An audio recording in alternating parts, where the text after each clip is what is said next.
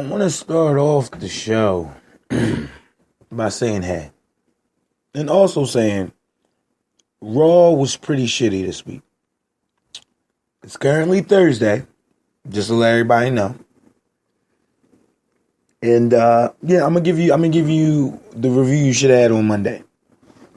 So, you know who it is. You guys already know. I don't have to go into my introduction, do I? I do it anyway. It's the voice that makes them moist. Your favorite color commentator, JP the Outlaw. And as always, I'm here to give you some WWE content or news and rumors or just my reaction to the bullshit that they put on TV or pay-per-views. So anyway, they start off the night with Dean Ambrose being told that, Kurt Angle wasn't there. And I get it. Somebody got to be GM. So you call Dean Ambrose. I said, what the hell? So there's nobody in the back that's not doing shit right now. Mark Henry, Big Show. No, you give me The Miz and Dean Ambrose. Because The Miz got a phone call from Stephanie, said that he was also going to be GM. Co-GM. Alongside The Miz is with Dean Ambrose as co-GM. Now, you couldn't pick one guy in the back that got enough experience with booking and making matches. Even though Raw on a scale of 1 to 10, Raw was fucking a 2, but it wasn't a shitty 2. Like, you get what I'm saying? Like, it's like closer to a 3, but not all the way down to a 1. So, still 2, but you get what I mean. Like, it wasn't a shitty 2. So this sets up for a match between him and Finn Balor. Okay, Braun comes out. He says he took out the big dog, which he did. Who's getting the most fanfare right now is Braun Strowman. I think that's the only thing that came out of retiring The Undertaker is that Braun Strowman got over because he's over. Now, if you put him in another match other than fucking Roman Reigns, I don't know. But for right now, he is over. So, I took out the big dog, plus I'm injured because Braun attacked me and fucked up my arm with a car door. Again, they both trying to play on their injuries that happened maybe 2 weeks ago at Payback, which is fine. That makes a little bit of sense. This is where the shit gets stupid.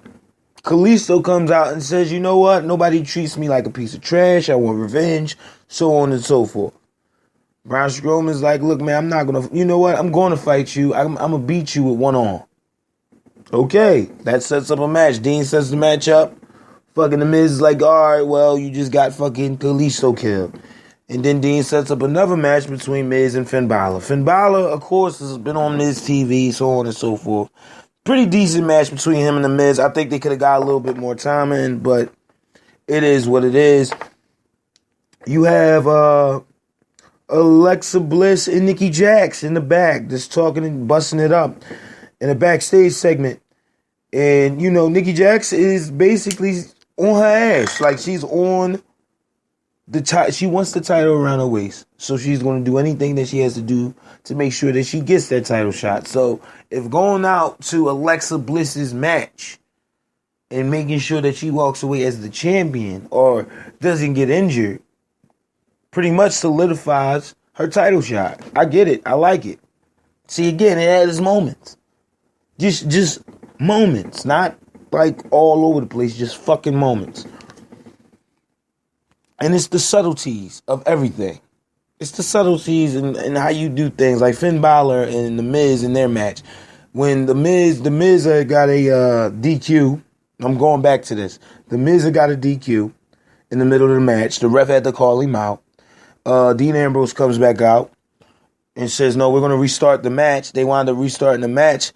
But when Finn Balor won, the ref went to go lift up his hand and Finn Balor yanked it back. Like, come on, dog. It's the subtleties of how you do things which speaks volumes to me. as far as the show itself. Same with Alexa Bliss and Nia Jax going back into this. So that sets them up. You know, Nia Jax is Alexa Bliss' new BFF, which is, I guess, it's cool because, all right, who doesn't want a big ass woman behind them, defending them, or helping them go up against other smaller women? It just makes fucking sense. She goes out. Alexa Bliss comes out with Nikki Jax, who winds up fighting Mickie James in a quick match, which didn't really last that long. Bayley came out with Mickie, and as Mickie was on the outside, I believe Nia had hit her with like a big boot. Then Bayley jumps off the steps and hits her with a cross body. That takes out Nia Jax and slides back in the ring. Alexa Bliss hits her move, pin 1, 2, 3.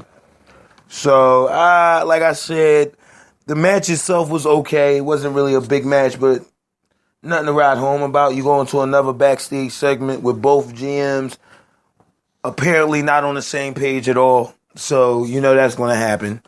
And this is why I say it would have been better if you would have just picked one guy, made him GM, and then have him set up the matches against the motherfuckers that he don't like. All right, I don't want you.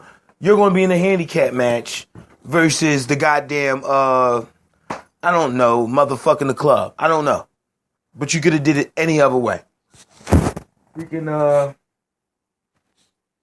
these guys are not on the same page. Freaking The Miz winds up telling Dean Ambrose he'll be in a match later versus Bray Wyatt, which shoots into another backstage interview with my main man Samoa Joe, who should be getting way more airtime. Just as far as promos go, he should be. He's hyped. He has the intensity. He's what an old school wrestler was, just without all the fucking steroids. And they need to let that. Him and Kevin Owens are old school wrestlers, just without steroids. They want the spotlight. You need to give it to them. I'm saying. Now, Seth Rollins. I don't know what the fuck they're doing with Seth Rollins. And my whole mindset behind this is, okay, if you're not going to allow him to have the fucking title, then why waste his time? Why put him in these dumbass matches that literally hold no fucking weight? Same with Samoa Joe. Samoa Joe should be getting pushed to the top of the WWE sooner rather than later because you need superstars. And Seth Rollins taking a loss after beating Triple H will not hurt him. I don't know how long their program is going to last, but at the end of this, Joe needs to come out on top. And I tell you why.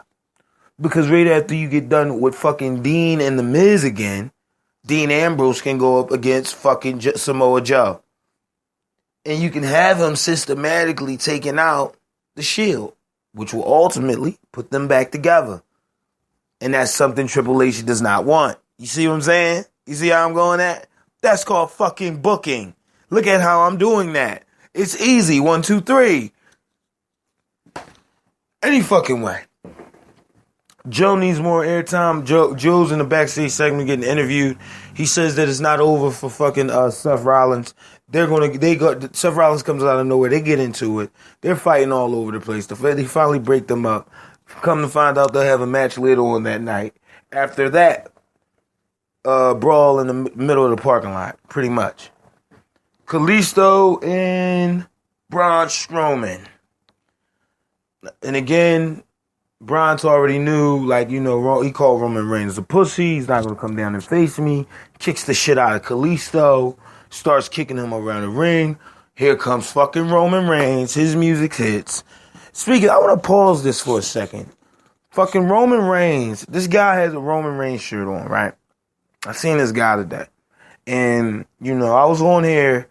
I did a show maybe a while back on the JP show about Roman Reigns being one of the top sellers of merchandise. And when I did that show, up until that point, I had never seen anybody with a fucking Roman Reigns shirt on. And lo and behold, I always say you can speak shit into existence. Lo and behold, today, I finally see this cat with a fucking Roman Reigns shirt on. Unfucking believable. White guy got a fucking ponytail and a goddamn bar handle mustache, which again, you know, that's what they do. I have no problem with that. There's no racism there. Not at all. I'm just saying, come on. You look like a Roman Reigns fan. You know what I mean? Just with the, you got the whole Superman, I have a butt for a chin going on there. Just say. Any fucking way. Back into this Roman shit. Roman returns. He comes down. He fucking beats the shit out of Braun Strowman with a chair, which is okay. I like how they both took each other out. What I don't like is why the fuck is Kalisto challenging Braun Strowman? Even though you got treated like trash, Kalisto, stay in your lane. 2, if these two guys are injured, you could have wrote Braun off in a way better way. Way better than that. You could at least have Roman come back and at least look dominant going up against Braun. It took 3 Superman punches to put Braun down. Which, again, cool, because you're building Braun as your monster. But you're also building Roman Reigns as your fucking Superman. You dig what I'm saying?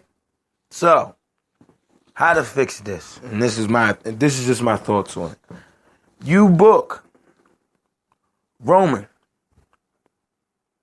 in a one-on-one match, have Braun come down. Before he even comes down, Roman's in the middle of the ring. He comes out the crowd, fucking swings a chair at Braun. Braun dips, starts beating Roman up. Roman winds up breaking out of that, grabs the chair, and then starts laying waste to him. That's how I would have booked it. If you saw Raw, you know what went down. And it could have been booked. It looked kind of half-assed, kind of thrown together. And when these two are ultimately in any match with these two, it's never really a match. It's just like a fight, which is okay. But again, if you're gonna book it like a fight, you gotta have one guy lose. They both can't lose. It looks like both of them are losing. You got fucking Roman out there all bandaged the fuck up. You got Braun out there in the goddamn sling that he doesn't. Come on. Again, but I'm fucked up. Anyway, that goes into a backstage segment with R-Truth. With R-Truth. And